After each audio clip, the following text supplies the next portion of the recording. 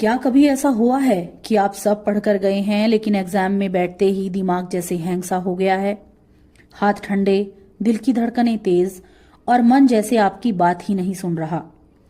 सच ये है कि उस समय आपका मन आपका दुश्मन नहीं होता, वो बस थोड़ा डरा हुआ होता है। सबसे पहले एक बात समझ लीजिए, मन आपका सेवक है, मालिक नहीं है। लेकिन अगर आपने उसे ट्रेनिंग नहीं दी तो वो घोड़े की तरह भागेगा और आपको गिरा देगा।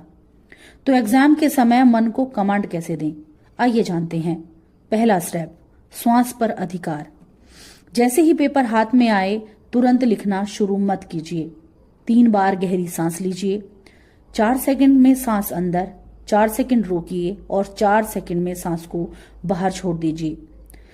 ये साधारण क्रिया आपके ब्रेन को सिग्नल देती है कि सब सुरक्षित है, और जैसे ही दिमाग को सुरक्षा का संकेत मिलता है तो वो सही काम करना शुरू कर देता है। दूसरा स्टेप, सेल्फ कमांड।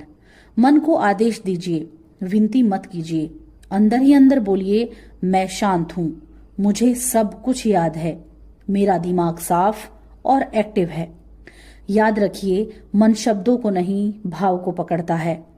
अगर आप डर के साथ कहेंगे कि मुझे याद है तो वो नहीं मानेगा, लेकिन अगर विश्वास के साथ कहेंगे तो वो आपकी सेना बन जाएगा। तीसरा स्टेप, सबसे आसान सवाल पहले करिए। मन को जीतने का सबसे आसान तरीका है उसे छोटी जीत दिलाना।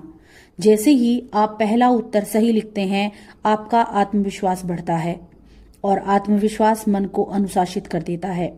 चौथा स्टेप, डर को पहचानो, दबाओ मत। अगर मन कह रहा है अगर फेल हो गए तो उससे लड़ो मत, उसे जवाब दो कि मैं अपनी पूरी कोशिश कर रहा हूं, बाकी जो होगा देखा जाएगा। जैसे ही आप वर्स्ट केस को स्वीकार कर लेते हैं, डर की ताकत आधी हो जाती है। और सबसे इम्पोर्टेंट बात, एग्जाम आपकी योग्यता का पूरा सच नहीं है, वो सिर्फ एक दिन की परफॉर्मेंस है, आपकी पूरी पहचान नहीं है। जब आप ये समझ जाते हैं तो मन को कमांड देना आसान हो जाता है।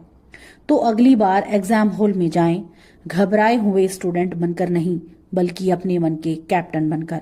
और याद रखिए, जिसने सांस को संभाल लिया उसने हालात को संभाल लिया। धन्यवाद।